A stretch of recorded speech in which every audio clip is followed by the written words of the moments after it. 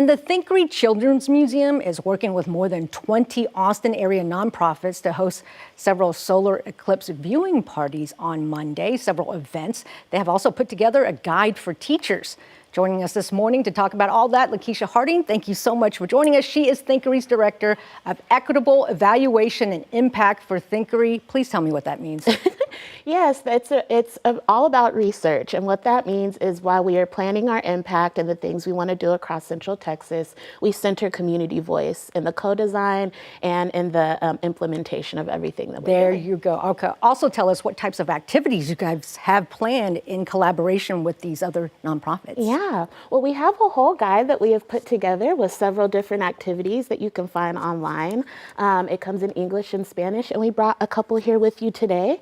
We wanted to focus on eclipse viewing, so we have some Pinhole Viewer options. Yes, you're going to make a couple of, well, maybe just make the Pinhole one for us as I ask you more questions. Yeah. You also have a teacher's guide. Tell us more. What's in that, and why is that important for teachers? Yeah, so our guide is actually a blend for teachers that does have Texas state standards, the TEAC standards in there, to make sure that it is aligned to what teachers need for their class.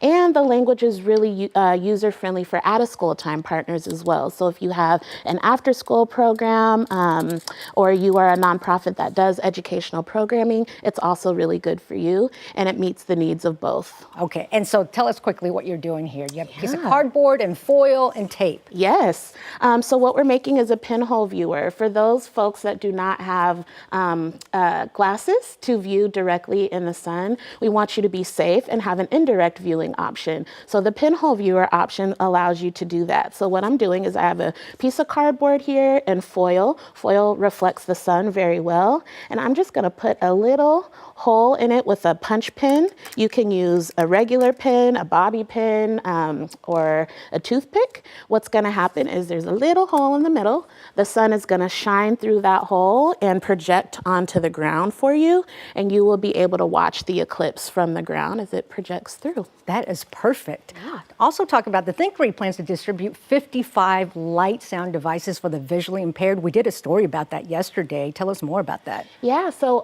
we have partnered with the Harvard Light Sound team. They came into town for us. The light sound devices are little boxes like this, and based on the brightness of the sun, it makes noise. So when it gets bright outside, it makes a lot of noise. When it is dim, then it makes less sound. You can plug it in and project it out at a larger event, which a lot of our Joyful Learning Collaborative members are doing, or you can plug it into headphones and have an individual listening component as well. So cool. And talk about the events coming up on Monday. How can people find out more information about those events? Absolutely.